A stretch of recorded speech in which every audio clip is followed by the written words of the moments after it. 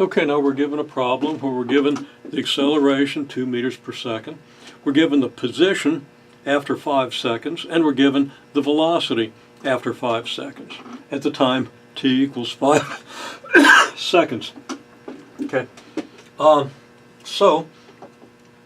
we're also given the acceleration is uniform, so that we know the position function x of t is a linear or is a quadratic function of time.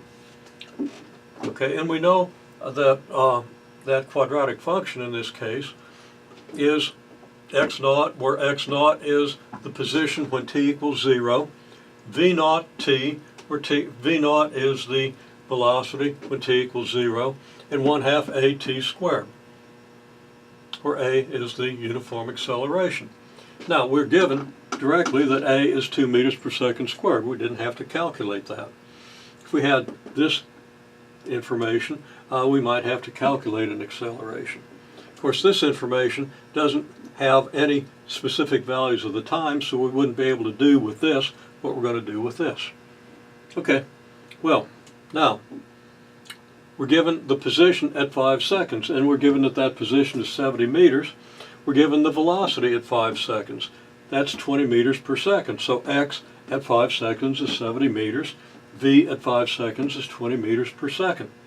Given that information, we also know that x at 5 seconds is what we get when we put 5 seconds in for t.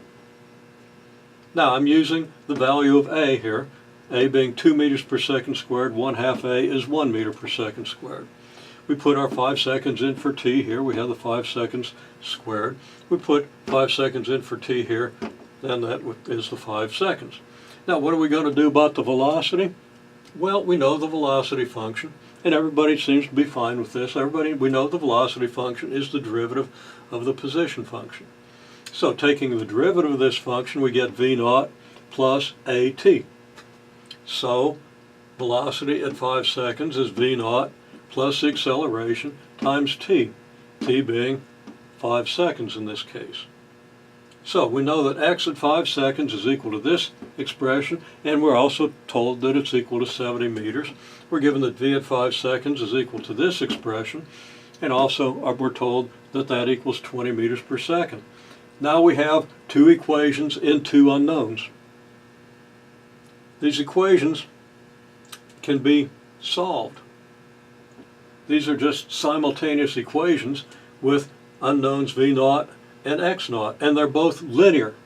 Just x naught, v naught times some number, v naught times just plain old v naught, and no x naught in this one. Invoking what you know about linear algebra, and people seem to be kind of familiar with this.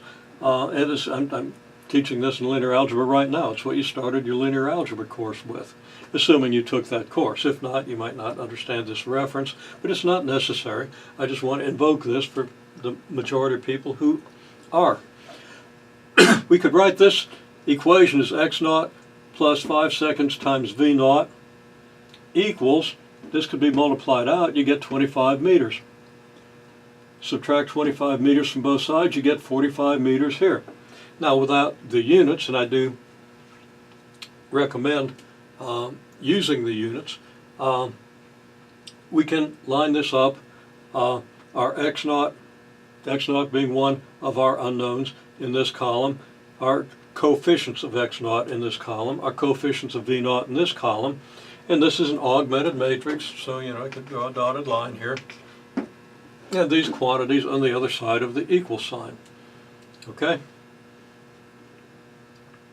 Of course, we could also write the equations out like this. X naught plus 5 seconds times v naught equals 45 meters. 0, there's no x naught up here, so 0 x naught plus v naught equals 10 meters per second.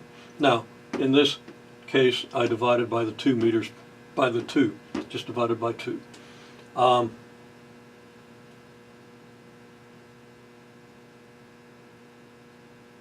And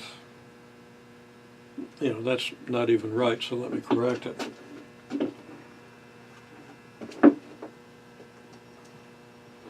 This would be v naught times 5 seconds.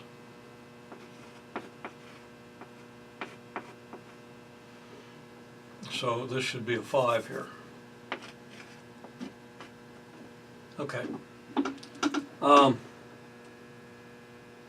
In any case, if you know the linear algebra, how to do an augmented matrix, it's clear that this equation is equivalent to this. That's very straightforward.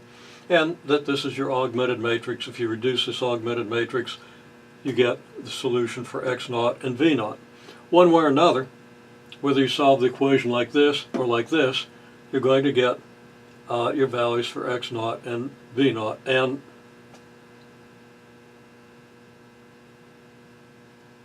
my correction here was incorrect. I was looking at this thing sideways. That should be just plus old v naught. And this should go back to the 1.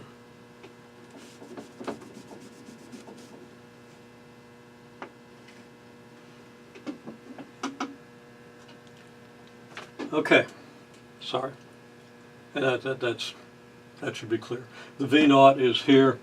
The 2 meters per second squared times 5 seconds is 10 meters per second, and we subtract that from the 20 meters per second to get the 10 meters per second. In any case, we can now solve the system, and it's very easy to do that. Okay, and I'll write the solution down for you if you like. Clearly, v naught is 10 meters per second.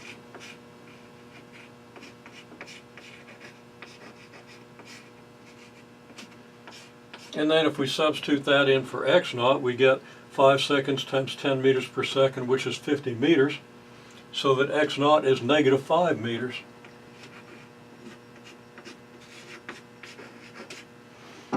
So that if this object was moving with this acceleration and continued to move with this uniform acceleration, and if it was moving with that acceleration at t equals 0, then it had to be at negative 5 meters, and it had to be moving at 10 meters per second when t was equal to 0. And our function then is, don't have a good place to write it, so I'm going to just write it in here. Let's use purple since I got this in purple. Just plugging these numbers in, I get negative 5 meters plus 10 meters per second times t plus 1 meter per second squared times t squared, and there is my position function. Okay, I didn't write x of t equals, but I could have if I'd had a little more room. But there's my position function for this particular situation.